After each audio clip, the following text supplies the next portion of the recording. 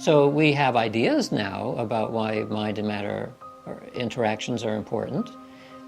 Just to name one, it could be that there's a lot of people who say that they go to energy healers or to mental healers or psychic healers, and sometimes there are amazing claims that are made as a result of that.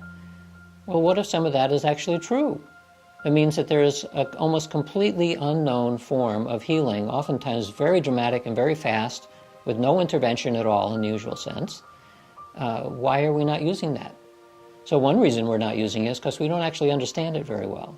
And we like to feel that we understand things in order to use it, even though in medicine there are a lot of things that are used where we actually don't know why they work, they just do. And something like placebo effects, we know that placebo effects are real.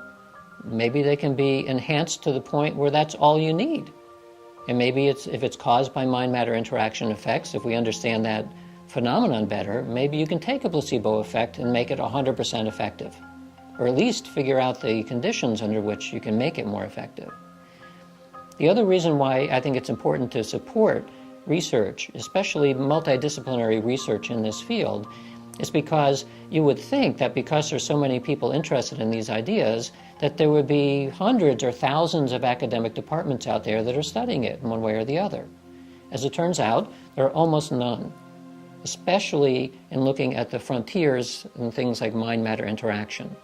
There's something like 15,000 institutions of higher learning around the world, accredited institutions. And if you look at the number of institutions where there's a single faculty member who is known for having a public interest in things like mind-matter interaction, you will find roughly 40.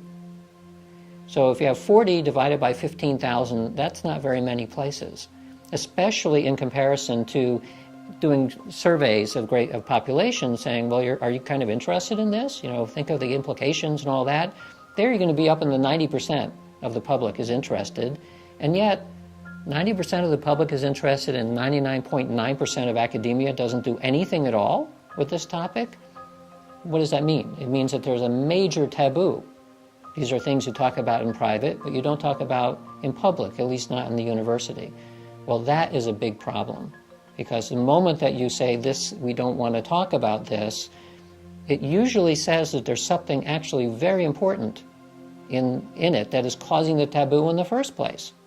Well, there's some reasons that we can imagine why the taboo would be there, but the fact is, from a science perspective, it does a very severe limiting on what we can actually understand.